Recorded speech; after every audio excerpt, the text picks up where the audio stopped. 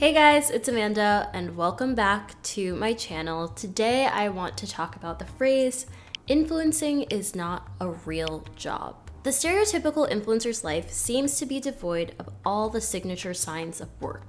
There's no uniform, timesheet, or boss. There's no circling back, piggybacking off of this, or aligning on learnings. So, what exactly are influencers doing all day? Besides filming, editing, coming up with content ideas, organizing content calendars, writing scripts for brand deals, answering emails, and sending invoices. When do they actually start working? You see the irony, right? Influencing is not a real job is a sentiment you will often find on snark pages or in the comments of lifestyle influencers' day in the life vlogs. Because when people say influencing is not a real job, they are often referring to the stereotypical influencer. A young white woman who appears to spend her days working out, attending brand events, and going on vacation while making tens of thousands of dollars a month. I understand the frustration. An influencer with millions of followers can make a teacher's yearly salary in just one TikTok post. The effort to reward ratio seems untenable. But that doesn't mean it's not a real job. It just means it's a nice one. Sure, stereotypical influencers might be vapid, consumerist, or downright annoying, but that doesn't mean they're not real workers. They're just not traditional ones.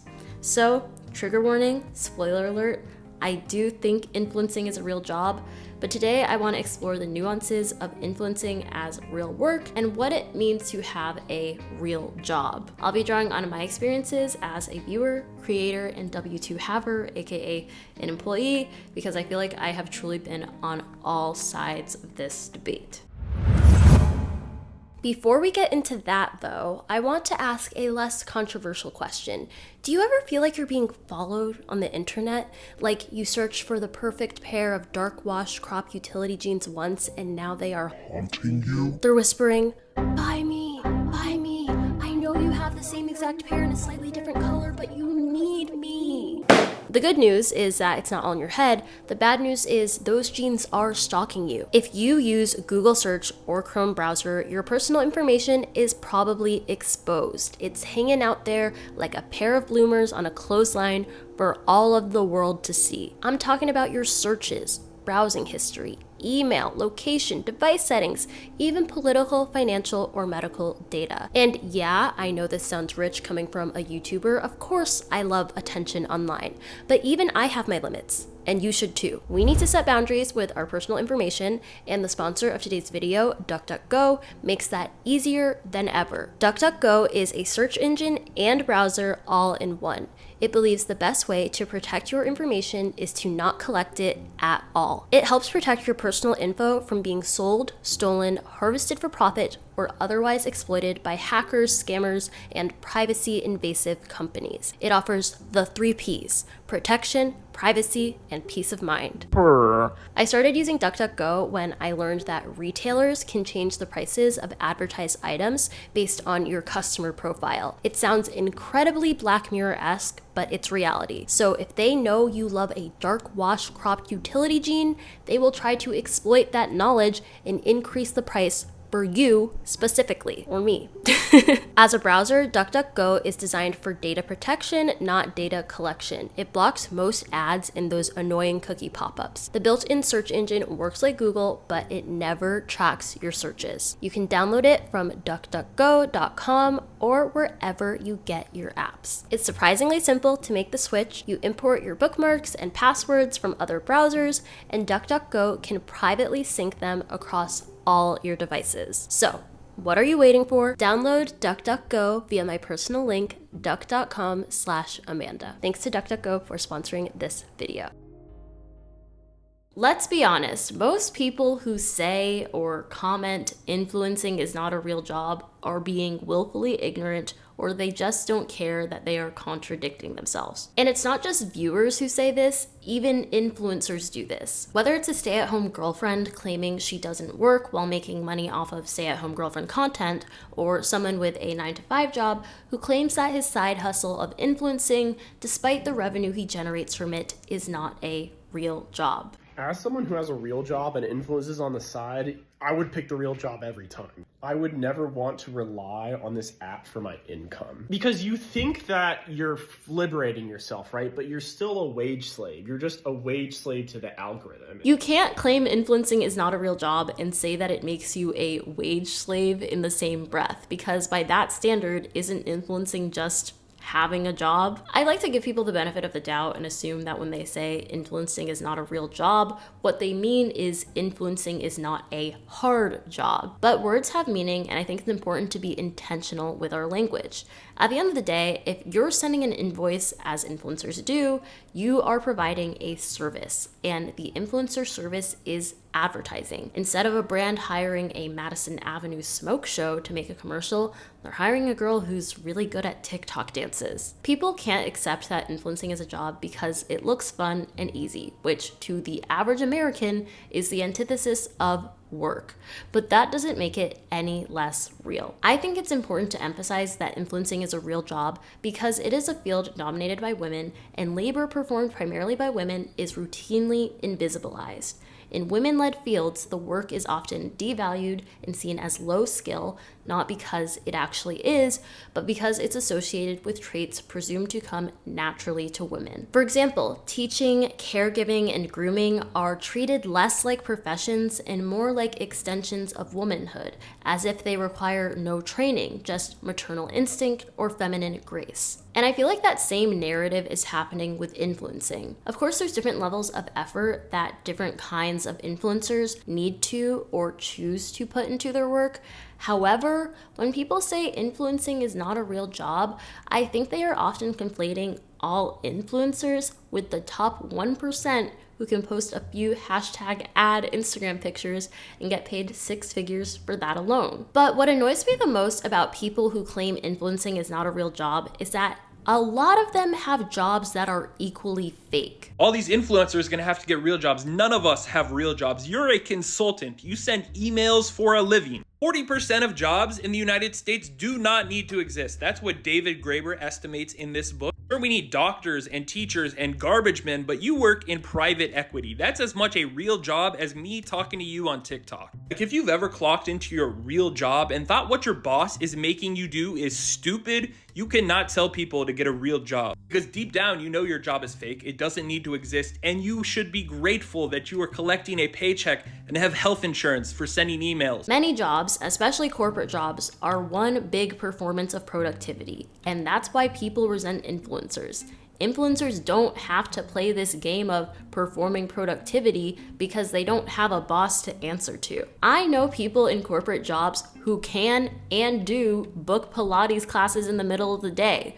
The difference between them and influencers is that they have to block off the time in their calendar and pretend they're in a meeting. Influencers do not face consequences if they don't perform productivity. And when I say perform productivity, I mean the phenomenon of having to look busy even if there's no actual work to do, simply because a boss is watching. Remote work has especially shown that many 9-to-5 jobs don't actually require 40 hours a week of work. But before the pandemic, they required you to sit in an office for 40 hours a week. Many people were not actually working that whole time, they just looked busy. There's 9 seasons of Emmy Award-winning television dedicated to this phenomenon. It's called The Office. Sex!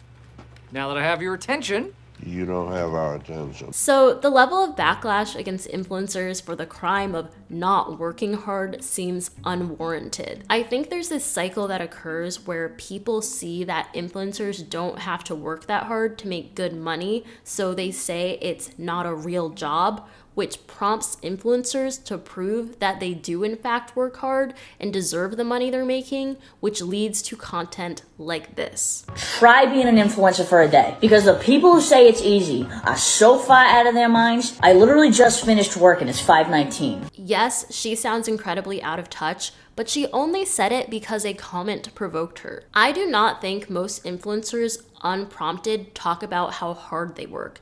They only do it because others minimize their efforts. And yes, a lot of girls look silly with their out-of-touch to-do lists, but I understand the impulse of wanting to prove your worth. So many of my friends, family members, and acquaintances will say to my face, "Oh, well, you don't have a real job," or, "Well, you're unemployed," when I dedicate time to making content and generate income from said content.